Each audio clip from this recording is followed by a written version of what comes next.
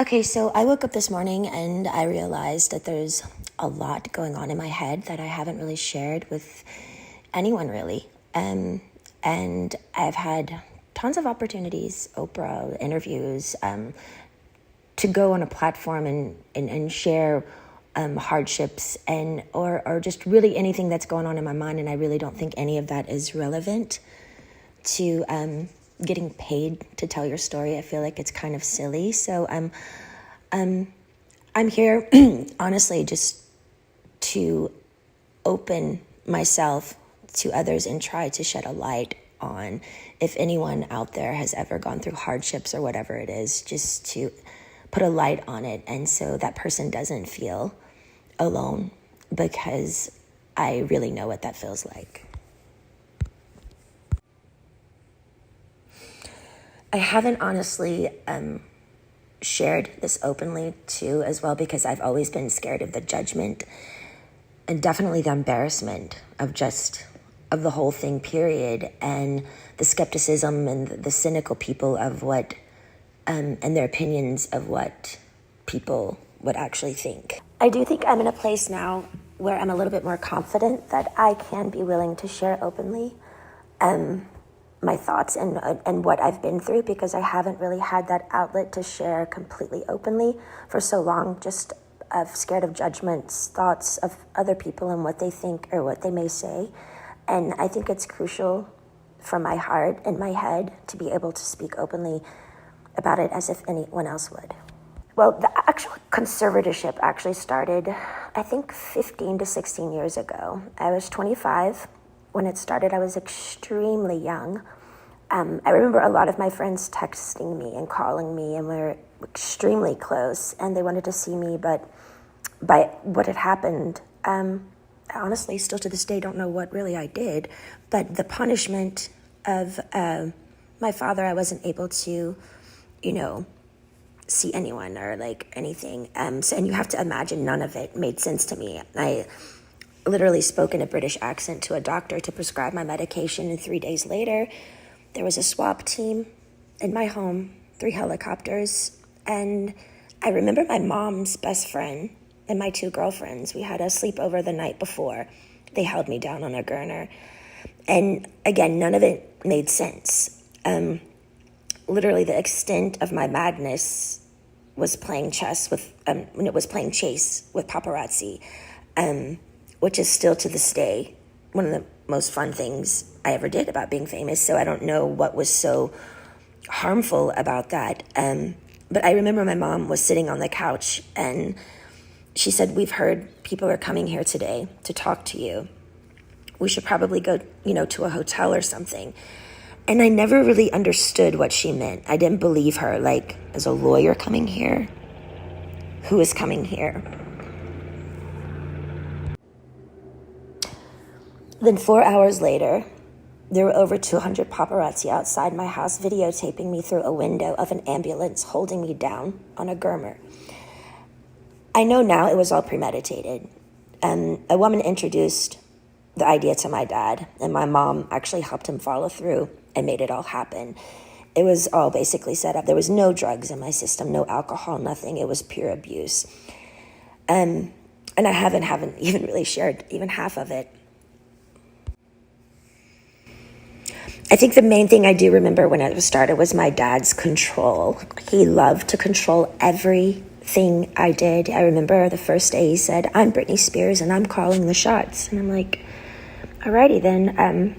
My brother was a football player. My dad was really, really hard on him when he was younger, really abusive. And I think when my mom gave him the idea for the conservatorship and his friend, I think he just really regrouped it and made such a really, really overhauling big deal out of it. And it was just really too much. I remember him always being in the office, and my girlfriend was his assistant, and they would just stay in there all day with the door shut, and I was never ever able to leave or go anywhere. My first job after the 2 weeks of being hospitalized and completely traumatized out of my mind, I did a TV show called How I Met Your Mother, and then I started working on an album called Circus. and started working away right away. All I do remember is I had to do what I was told. I was told I was fat every day. I had to go to the gym. I had to just, and I never remember feeling so demoralized, and just, they made me feel like nothing. And I went along with it because I was scared. I was scared and fearful. I didn't even really do anything. And I had like a swap team and how, like, none of it made sense to me. So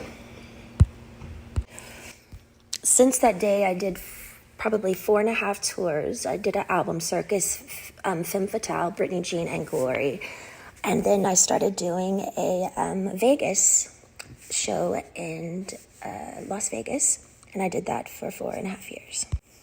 I do remember working, and I got to a point where, you know, because my pride in my 30s, I have to live under my father's rules. And, you know, the dancers are playing and drinking and having fun at nights in Vegas, and I couldn't do anything. And I remember just being like, my performances, I know, were horrible. Like, I even wore wigs, and all the dancers were doing all these nice, sexy head flip turns, and I had conditioner treatment in my hair and like these little caps over my head, and just during a whole show getting conditioner treatments just with wigs on, because I was just like a robot. Honestly, I didn't give a fuck anymore, because I couldn't go where I wanted to go. I couldn't have the nannies that I wanted to have. I couldn't have cash. And it was just demoralizing. So I was kind of like in this conspiracy thing of people claiming and like treating me like a superstar, but yet they treated me like nothing.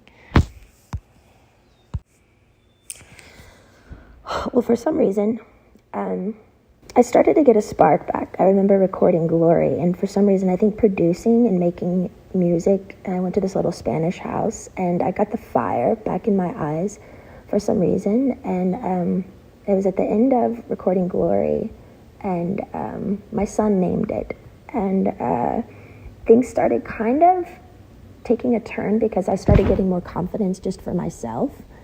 And I think with confidence, people kind of like, oh, wait, what's going on now? Like, she's speaking up a little bit more, but it might not be particularly a good thing if I'd been quiet for 15 years.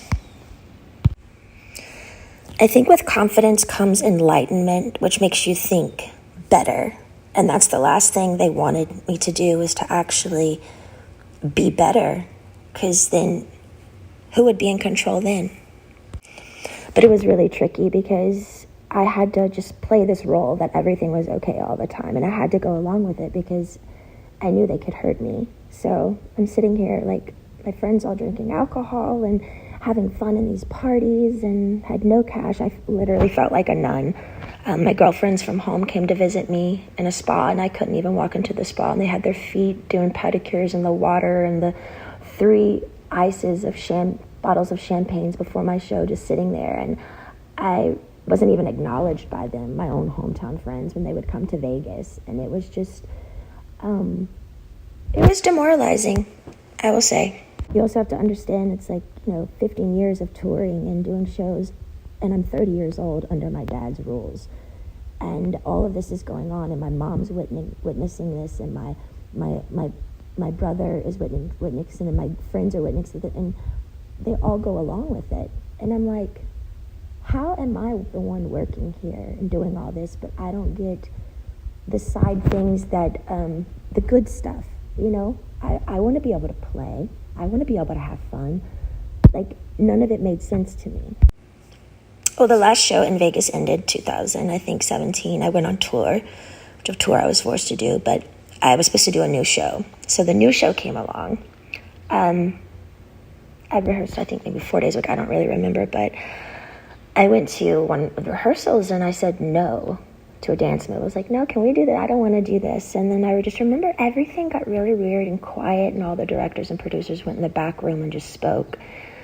And that was it. And I was like, well, I don't know what's going on. So we all just kind of like, what happened? And then the next day, I was told that I had to be sent away to a facility, and that I was supposed to say on my Instagram the reason why is because my dad is sick and I need treatment, which was I didn't want to ever go there. I remember my dad calling me on the phone, and I was crying, and I was like, why are you guys doing this? Like, what? And I just remember him saying, it's not in your hands. You have to listen to the doctors. The doctors are going to tell you what to do. I can't help you now. And I remember his last words were, now, you don't have to go, but if you don't go, we're going to go to court, and there'll be a big trial, and you're going to lose. I have way more people on my side than you. You don't even have a lawyer, so don't even think about it. So I did it. I went to the place. I was scared out of my mind. And none of it, again, made any sense of what they were doing to me. And again, I haven't wanted to share this because it's unbelievably offensive, sad, abusive. And honestly, would anybody believe me? I remember the main thing of when I was in that place, that my heart felt like it was frozen, like it was stuck inside, and I wanted to scream and I wanted to get out. And I think by a needle and thread, it was the breathing peacefully inward that I missed the most. I felt like I was in a state of shock, almost like when an old person feels helpless and they're literally going through some sort of shock treatment and they can't relax their body because they don't have the answers of why they can't have their own keys to their car and put it in the ignition and walk outside, and their own security guards at every door saying they can't go. Sitting down, drawing 6 galls of blood every week. Weak as hell. And then calling, and my family is in Destin at my beach house. It didn't make sense.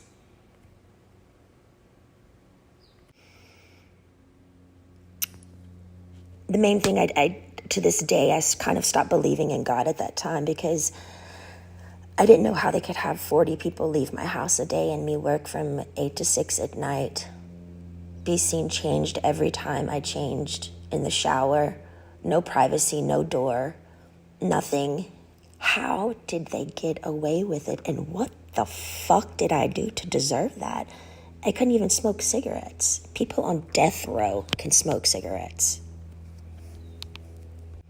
I missed my AA meetings, although I was kind of forced to go to AA, and I'm not even an alcoholic. I actually enjoyed it because I thought the people were brilliant. They shared their stories just to share their story, and in a circle of women and men who just are trying to be better people and trying to touch other people.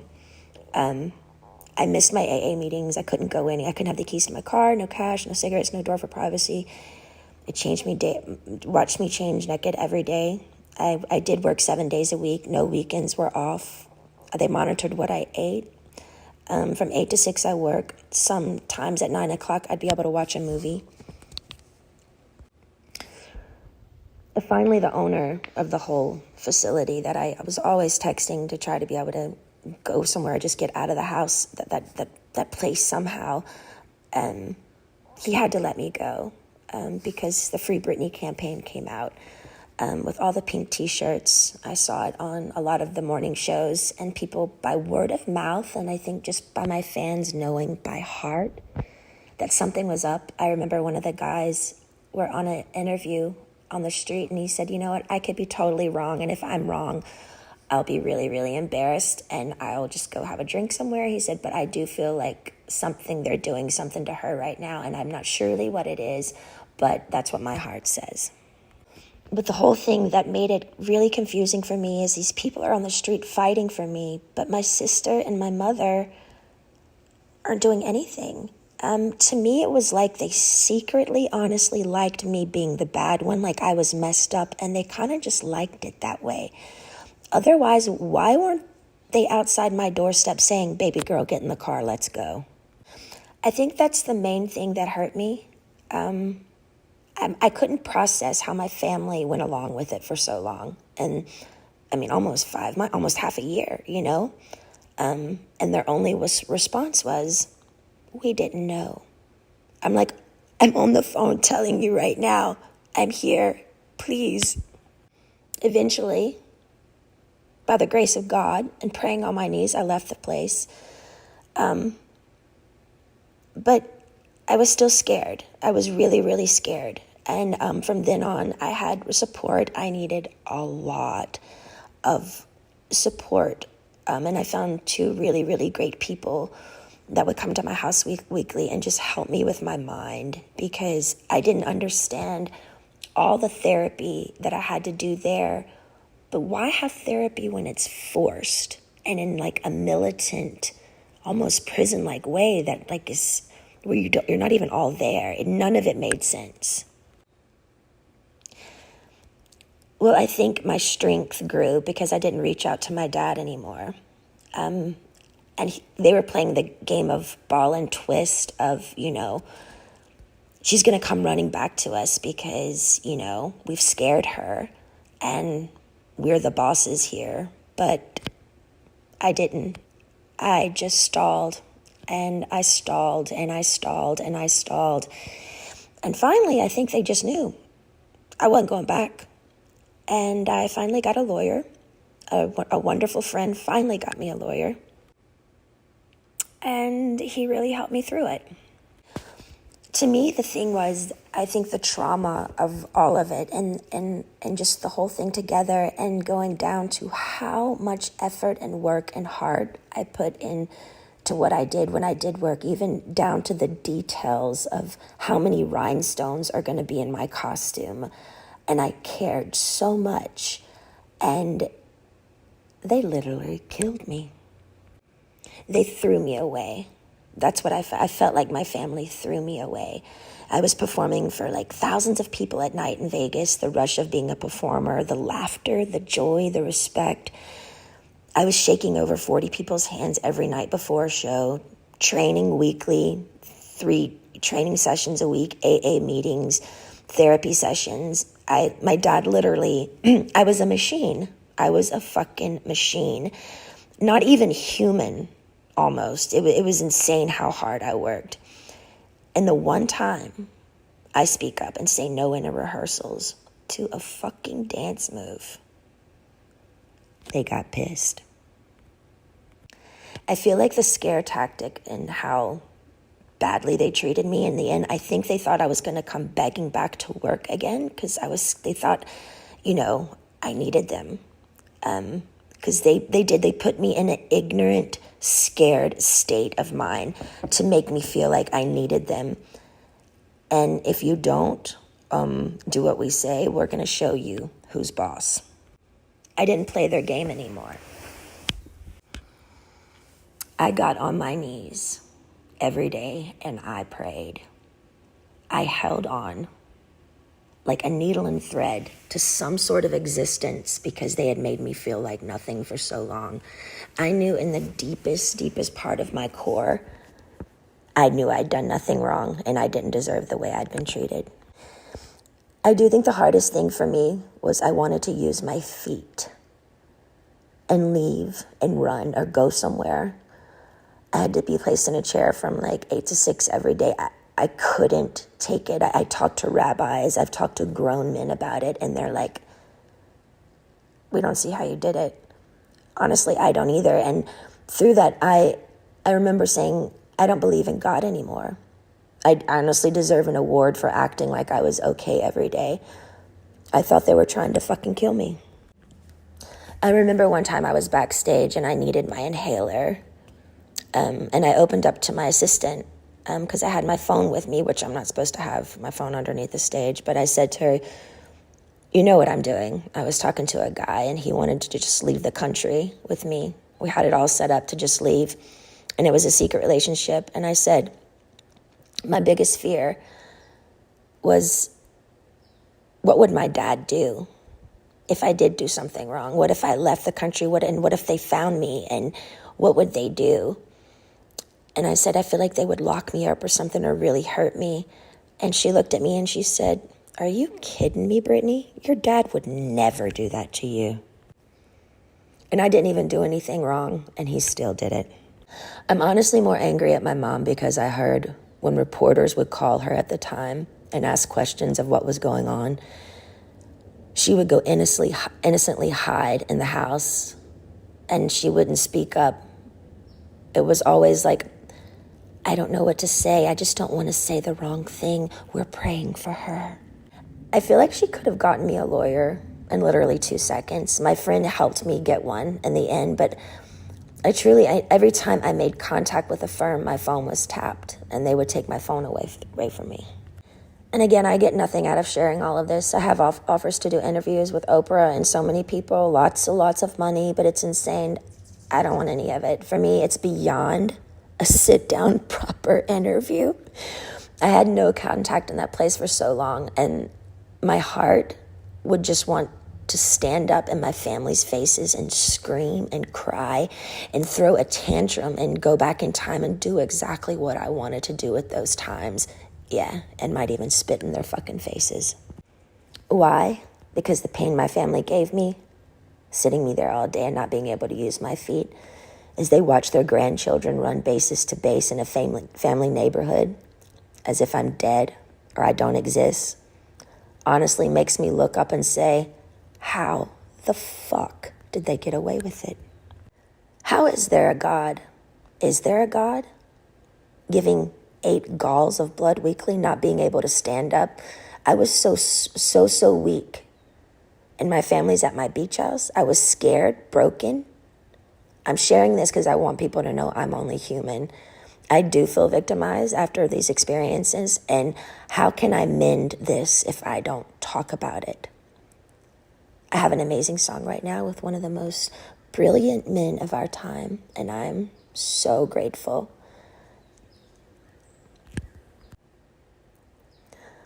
But if you're a weird introvert, oddball like me, who feels alone a lot of the time, and you needed to hear a story like this today so you don't feel alone, know this, my life has been far from easy, and you're not alone.